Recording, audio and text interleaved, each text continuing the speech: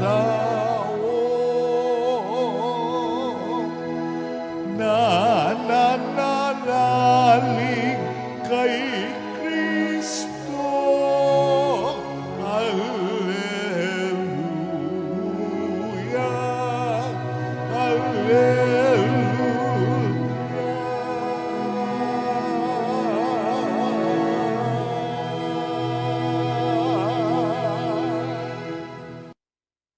Sumainyo ang Panginoon. At sumayo rin. Ang mabuting balita ng Panginoon ayon kay San Juan. Papuri sa iyo, Panginoon.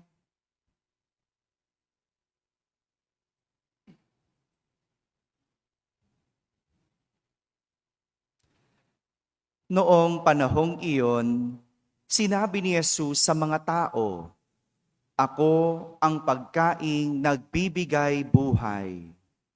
Ang lumalapit sa akin ay hindi na magugutom, at ang nananalig sa akin ay hindi na mauuhaw kailanman. Ngunit sinabi ko na sa inyo, nakita na ninyo ako, gayunmay hindi kayo nanalig sa akin. Lalapit sa akin ang lahat ng ibinibigay sa akin ng Ama, at hindi ko itataboy ang sinumang lumalapit sa akin, sapagkat ako'y bumaba mula sa langit, hindi upang gawin ang kalooban ko, kundi ang kalooban ng nagsugo sa akin. At ito ang kanyang kalooban, huwag kong pabayaang mawala kahit isa sa mga ibinigay niya sa akin, kundi muling buhayin sila sa huling araw.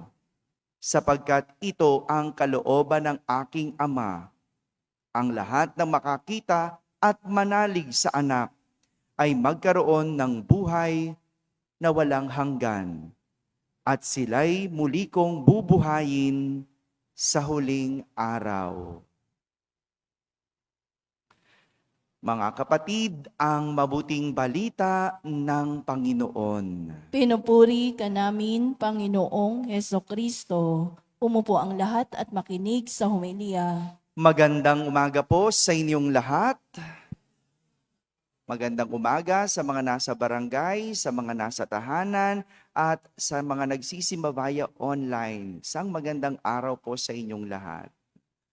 Muli na naman nating narinig mula kay Jesus ang mga salitang, "Ako ang pagkaing nagbibigay buhay." Pagkaing nagbibigay buhay. Sabihin nga po ninyo.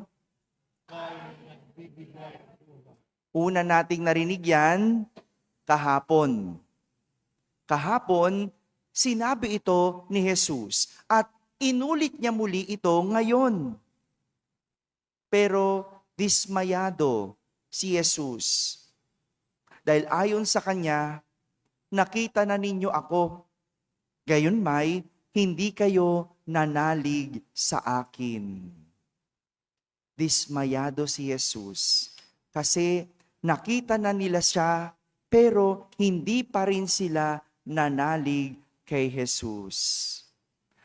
Para sa isang walang paniniwala, kahit anong sabihin mo o kahit anong ipakita mo, mahirap itong papaniwalain.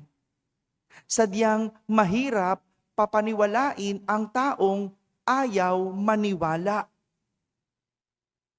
Ito marahil ang dahilan kaya paulit-ulit si Jesus na nagsasabing siya ang pagkaing nagbibigay buhay. Hindi lang para sila ay maniwala, kundi para ipahayag sa mga tao ang plano ng Diyos. Ayun, ganun pala. Kaya pala paulit-ulit si Jesus. Hindi dahil para papaniwalain ang mga tao, kundi dahil yon ay plano ng Diyos. Parte kasi sa plano ng Diyos ang ipahayag ni Jesus sa lahat na siya ay bumaba mula sa langit. Sabi nga niya, hindi upang gawin ang aking kalooban, kundi ang kalooban ng nagsugo sa akin. Malinaw. Kahit paulit-ulit si Jesus, plano kasi ng Diyos iyon. Ang ipahayag sa lahat na si Jesus ang magbibigay buhay. Pero malinaw kay Jesus na kahit hindi siya paniwalaan ng mga tao, hindi niya sila itataboy dahil siya ang tagapagbigay ng buhay na walang hanggan. Ito ang nais ni Jesus, ang iligtas at bigyan ng buhay ang lahat, maniwala man sila o hindi. Maniwala man ang tao o hindi. Parang isang magulang. Meron ba dito mga magulang? Taas nga ang kamay. Yan, mga magulang. Di ba? Ang isang magulang, kahit parang sirang plaka na sila, sa kakaulit sa kanilang mga anak na mag-aral mabuti. Di ba? Oh, mag-aral mabuti, mga anak. Ano pa yung mga parang sirang plaka magulang? Magsimba. Ano pa? Ano pa may mga sinasabi niyong para na kayong sirang plaka dahil paulit-ulit? Di ba may mga ganong salita ang magulang natin? Yung ayaw man maniwala ng anak, kailangan pa ding ulit-ulitin. Kailangan pa rin sabihin dahil yun ang nararapat. Yun lang ang tanging plano na makabubuti para sa mga anak. Plano para sila'y magkaroon ng magandang buhay. Di ba ganon? Kahit na ang sakit-sakit na ng lalamunan ninyo, kahit araw-araw, di ba? Lagi sinasabi, anak, mag-aral kayo. Anak, wag muna mag-boyfriend. Ano pa yung mga sinasabi ninyo paulit-ulit, di ba? Pero ang problema, wala na sa magulang na nangaral. Kundi na kanino? Nasa anak na ayaw maniwala. May mga ganong bata, di ba? Yung ayaw maniwala, no? Sinasabi na, pinapakita mo na, kapag hindi ka nag-aral, sige, matutulad ka kay ano. Di ba ganon? Ganon kayong mga ano. Sige, pagka ikaw nag-asawa ka ng maaga, matutulad ka kay... Di ba? Bakit mo ginagawa yun? Hindi para ikumpara. Para maipakita mo kung anong mangyayari. Nang sa ganon, hari nawa, maniwala. Paulit-ulit. Paulit-ulit. Ganon din sa mga tao kay Jesus. Ayaw nilang maniwala kay Jesus dahil hindi nila kilalang lubos si Jesus. Ang alam lang nila at ang kilala lang nila ay yung tinapay na hinahanap nila kay Jesus. Ang alam lang nila, yung kailangan nila. Ano yung kailangan nila? Tinapay na iyon. Dahil yung sinasabing tinapay, yun ang alam nilang makapagbibigay sa kanila ng buhay. Ganyan naman tayo eh.